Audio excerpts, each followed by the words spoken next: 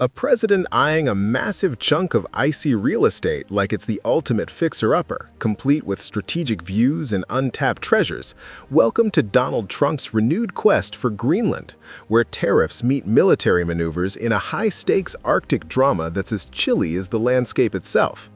Back in 2019, during his first term, Trump floated the idea of buying the world's largest island from Denmark, citing its prime location for bolstering U.S. defenses against Russian and Chinese ambitions in the region, not to mention its vast mineral deposits, like rare earth elements, crucial for everything from smartphones to missiles. Denmark politely, or not so politely, shot it down, calling the notion absurd, and Trump even canceled a state visit over the snub. Fast forward to his second inauguration in January 2025, and the Greenland gambit roared back to life. By December, he appointed a special U.S. envoy to the territory, rattling Danish and Greenlandic officials who reaffirmed their sovereignty. Things escalated dramatically in early January 2026 when, at Denmark's request, 7 NATO allies – Germany, Sweden, Norway, Finland, the Netherlands, France, and the United Kingdom – deployed small contingents of troops, totaling just a few dozen, for joint training exercises and reconnaissance missions on the island.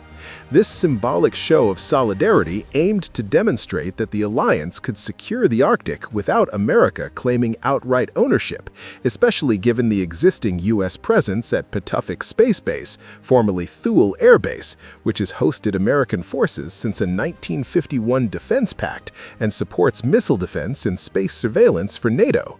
Trump, viewing this as a direct challenge, fired back on January 18, 2026, announcing via social media that he'd slap a 10% tariff on all goods from those 8 countries, Denmark included, starting February 1, ramping up to 25% by June 1, until a deal hands complete and total control of Greenland to the U.S. He doubled down the next day, tying the tariffs to his frustration over being overlooked for the Nobel Peace Prize, messaging Norway's prime minister that he's no longer bound to think purely of peace amid the perceived slight.